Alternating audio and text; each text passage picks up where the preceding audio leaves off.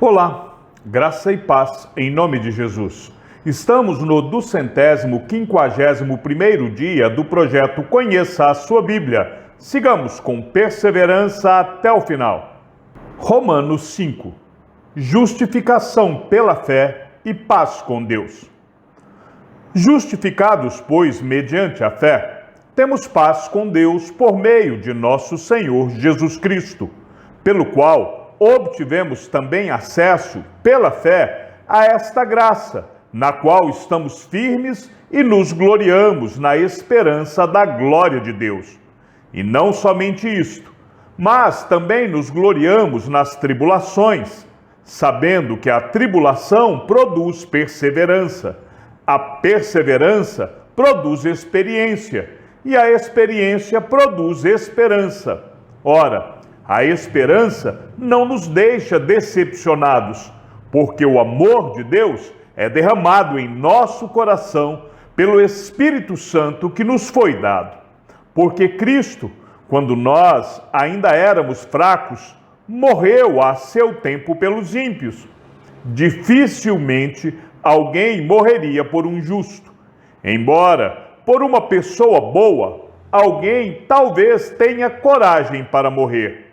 Mas Deus prova o seu próprio amor para conosco pelo fato de Cristo ter morrido por nós quando ainda éramos pecadores. Logo, muito mais agora, sendo justificados pelo seu sangue, seremos por ele salvos da ira. Porque, se nós, quando inimigos, fomos reconciliados com Deus mediante a morte do seu Filho, muito mais, estando já reconciliados, seremos salvos pela sua vida. E não apenas isto, mas também nos gloriamos em Deus por meio do nosso Senhor Jesus Cristo, mediante o qual recebemos agora a reconciliação. Adão e Cristo. Portanto, assim como por um só homem entrou o pecado no mundo, e pelo pecado veio a morte, assim também a morte passou a toda a humanidade, porque todos pecaram. Porque antes de a lei ser dada, havia pecado no mundo, mas o pecado não é levado em conta quando não há lei. No entanto, a morte reinou desde Adão até Moisés, mesmo sobre aqueles que não pecaram à semelhança da transgressão de Adão, o qual figurava aquele que havia de vir. Mas o dom gratuito não é para ofensa, porque se muitos morreram pela ofensa de um só, muito mais a graça de Deus e o dom pela graça de um só homem, Jesus Cristo, foram abundantes sobre muitos. O dom, entretanto, não é como no caso em que somente um pecou, porque o julgamento derivou de uma só ofensa para a condenação, mas a graça deriva de muitas ofensas para a justificação. Se a morte reinou pela ofensa de um e por meio de um só, muito mais os que recebem a abundância da graça e o dom da justiça reinarão em vida por meio de um só, a saber, Jesus Cristo. Portanto, assim como por uma só ofensa veio o juízo sobre todos os seres humanos para condenação, assim também, por um só ato de justiça, veio a graça sobre todos para a justificação que dá vida. Porque, como pela desobediência de um só homem, muitos se tornaram pecadores, assim também, por meio da obediência de um só, muitos se tornarão justos. A lei veio para que aumentasse a ofensa, mas onde aumentou o pecado, aumentou muito mais ainda a graça, a fim de que, como o pecado reinou pela morte, assim também a graça reinasse pela justiça, que conduz à vida eterna por meio de Jesus Cristo, nosso Senhor. Romanos 6. Livres do pecado pela graça. Que diremos então? Continuaremos no pecado para que a graça aumente ainda mais? De modo nenhum. Como viveremos ainda no pecado, nós que já morremos para ele? Ou será que vocês ignoram que todos nós que fomos batizados em Cristo Jesus, fomos batizados na sua morte? Fomos sepultados com ele na morte pelo batismo, para que, como Cristo foi ressuscitado dentre os mortos pela glória do Pai, assim também nós andemos em novidade de vida. Porque, se fomos unidos com ele na semelhança da sua morte, certamente o seremos também na semelhança da sua ressurreição. Sabendo isto, que a nossa velha natureza foi crucificada com ele, para que o corpo do pecado seja destruído, e não sejamos mais escravos do pecado. Pois quem morreu está justificado do pecado.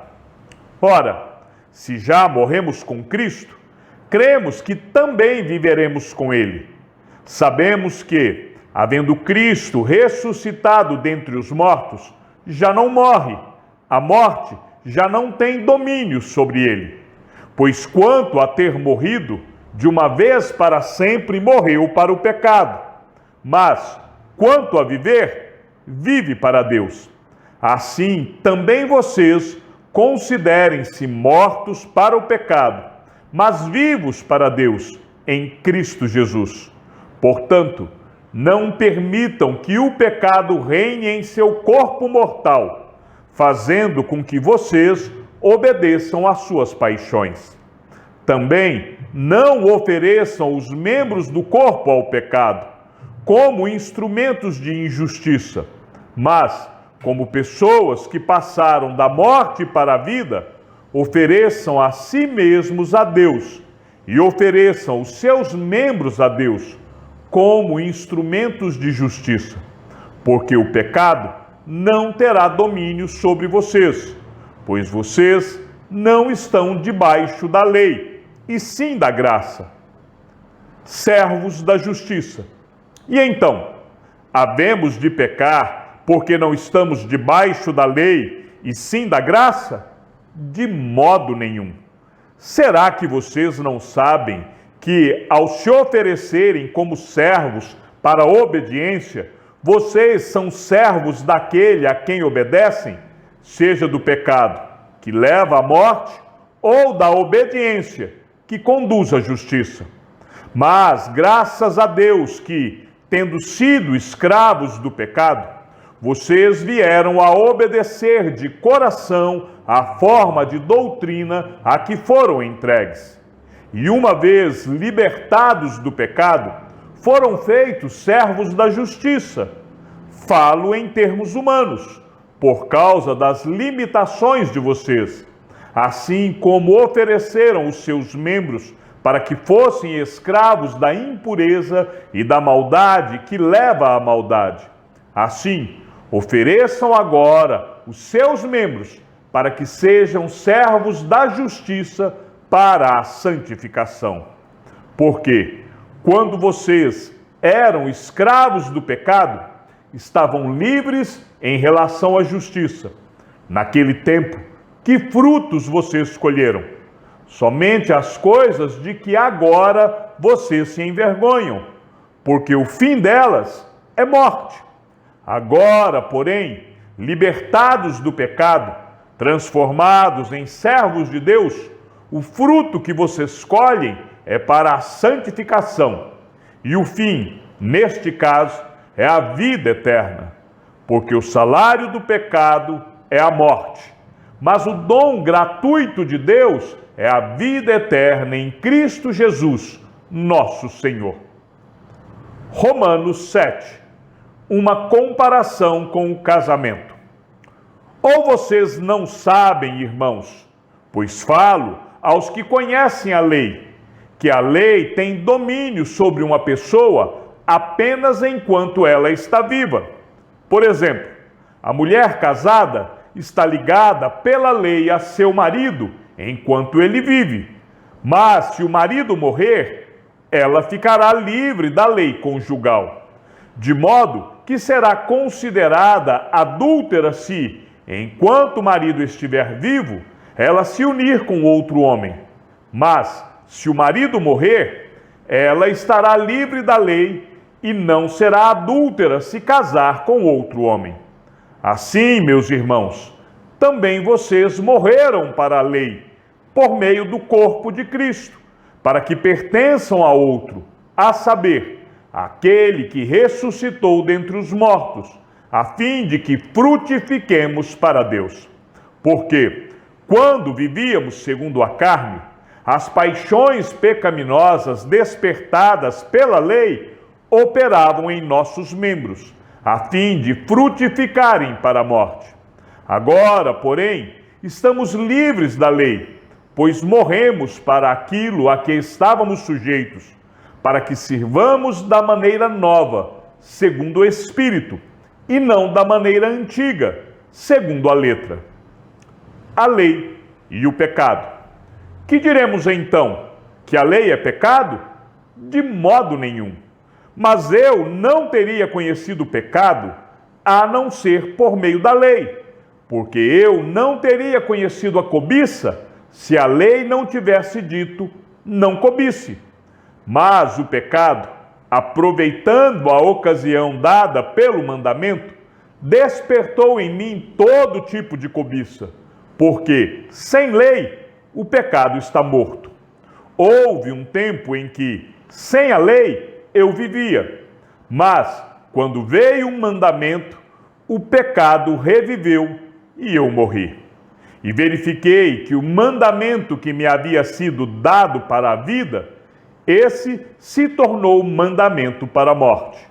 Porque o pecado, aproveitando a ocasião dada pelo mandamento, me enganou, e por meio do mandamento me matou. Assim, a lei é santa, e o mandamento é santo, justo e bom. Então, aquilo que é bom se tornou morte para mim? De modo nenhum.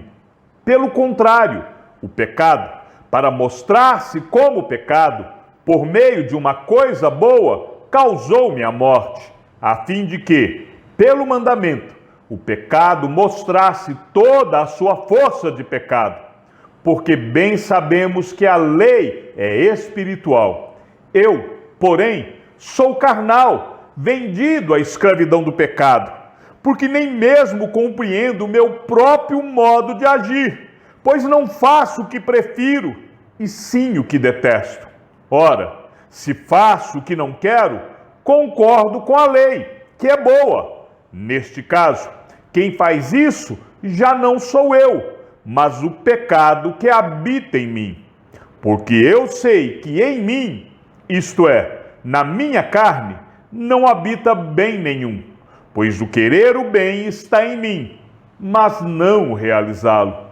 Porque não faço o bem que eu quero, mas o mal que não quero, esse faço. Mas, se eu faço o que não quero, já não sou eu quem o faz, e sim o pecado que habita em mim. Assim, encontro esta lei. Quando quero fazer o bem, o mal reside em mim. Porque, segundo o homem interior, tenho prazer na lei de Deus, mas vejo nos meus membros outra lei, que guerreando contra a lei da minha mente, me faz prisioneiro da lei do pecado que está nos meus membros. Miserável homem que sou! Quem me livrará do corpo desta morte? Graças a Deus por Jesus Cristo, nosso Senhor. De maneira que eu, de mim mesmo, com a mente, sou escravo da lei de Deus, mas, segundo a carne, sou escravo da lei do pecado. Romanos 8. A vida no Espírito. Agora, pois, já não existe nenhuma condenação para os que estão em Cristo Jesus, Porque a lei do Espírito da vida em Cristo Jesus livrou você da lei do pecado e da morte. Porque aquilo que a lei não podia fazer, por causa da fraqueza da carne, isso Deus fez, enviando o seu próprio Filho em semelhança de carne pecaminosa, e no que diz respeito ao pecado. E assim, Deus condenou o pecado na carne, a fim de que a exigência da lei se cumprisse em nós, que não vivemos segundo a carne, mas segundo o Espírito. Os que vivem segundo a carne se inclinam para as coisas da carne, mas os que vivem segundo o Espírito se inclinam para as coisas do Espírito.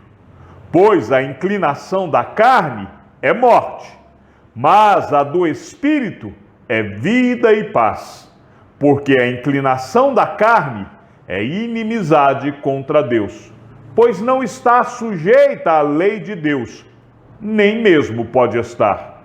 Portanto, os que estão na carne não podem agradar a Deus. Vocês, porém, não estão na carne, mas no Espírito, se de fato o Espírito de Deus habita em vocês. E se alguém não tem o Espírito de Cristo, esse tal não é dele. Se, porém, Cristo está em vocês, o corpo, na verdade, está morto por causa do pecado, mas o Espírito é vida por causa da justiça. Se em vocês habita o Espírito daquele que ressuscitou Jesus dentre os mortos, esse mesmo que ressuscitou Cristo dentre os mortos, vivificará também o corpo mortal de vocês, por meio do seu Espírito, que habita em vocês. Filhos e herdeiros. Assim, pois, irmãos, somos devedores não à carne, como se estivéssemos obrigados a viver segundo a carne. Porque, se vocês viverem segundo a carne, caminharão para a morte. Mas, se pelo Espírito mortificarem os feitos do corpo, certamente viverão. Pois todos os que são guiados pelo Espírito de Deus são filhos de Deus. Porque vocês não receberam um espírito de escravidão, para viverem outra vez atemorizados, mas receberam um espírito de adoção, por meio do qual clamamos: Abba, Pai. O próprio Espírito confirma ao nosso espírito que somos filhos de Deus. E se somos filhos, somos também herdeiros, herdeiros de Deus e co-herdeiros com Cristo. Se com Ele sofremos, para que também com Ele sejamos glorificados. Os sofrimentos do presente e a glória futura. Porque para mim tenho por certo que os sofrimentos do tempo presente não podem ser comparados com a glória a ser revelada em nós. A ardente expectativa da criação aguarda a revelação dos filhos de Deus, pois a criação está sujeita à vaidade, não por sua própria vontade, mas por causa daquele que a sujeitou, na esperança de que a própria criação será libertada do cativeiro da corrupção, para a liberdade da glória dos filhos de Deus. Porque sabemos que toda a criação a um só tempo geme e suporta angústias até agora. E não somente ela, mas também nós, que temos as primícias do Espírito, igualmente gememos em nosso íntimo, aguardando a adoção de filhos, a redenção do nosso corpo. Porque na esperança fomos salvos. Ora, esperança que se vê não é esperança, pois quem espera o que está vendo? Mas, se esperamos o que não vemos, com paciência o aguardamos. A intercessão do Espírito. Da mesma maneira, também o Espírito nos ajuda em nossa fraqueza, porque não sabemos orar como convém. Mas o próprio Espírito intercede por nós com gemidos inexprimíveis. E aquele que sonda os corações sabe qual é a mente do Espírito, porque intercede pelos santos de acordo com a vontade de Deus.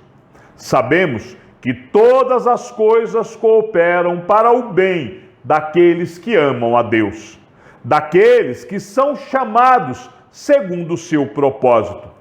Pois aqueles que Deus de antemão conheceu, ele também predestinou para serem conformes à imagem de seu Filho, a fim de que ele seja o primogênito entre muitos irmãos. E aos que predestinou, a esses também chamou. E aos que chamou, a esses também justificou.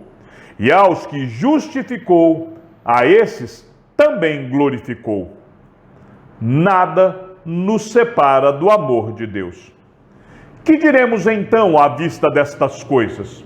Se Deus é por nós, quem será contra nós? Aquele que não poupou o seu próprio Filho, mas por todos nós o entregou, será que não nos dará graciosamente com ele todas as coisas? Quem intentará a acusação contra os eleitos de Deus? É Deus quem os justifica. Quem os condenará? É Cristo Jesus quem morreu, ou melhor, quem ressuscitou, o qual está à direita de Deus e também intercede por nós. Quem nos separará do amor de Cristo? Será a tribulação, ou a angústia, ou a perseguição, ou a fome, ou a nudez, ou o perigo, ou a espada? Como está escrito, por amor de ti, somos entregues à morte continuamente. Fomos considerados como ovelhas para o matadouro. Em todas estas coisas, porém, somos mais que vencedores por meio daquele que nos amou. Porque eu estou bem certo de que nem a morte, nem a vida, nem os anjos, nem os principados, nem as coisas do presente, nem do porvir, nem os poderes, nem a altura, nem a profundidade, nem qualquer outra criatura poderá nos separar do amor de Deus, que está em Cristo Jesus, nosso Senhor. Chegamos ao fim da leitura de nosso 251º dia. Sigamos juntos até o final. Que o Senhor seja com teu espírito e que a graça seja com todos os que amam sinceramente a nosso Senhor Jesus Cristo. E ao Deus único e sábio seja dada toda a glória e que a sua vida seja sempre para mais em Cristo Jesus. E não se esqueça, aquele que ouve a palavra e também a coloca em prática é bem-aventurado no que realiza. Um abraço e até amanhã, se assim o Senhor nos permitir.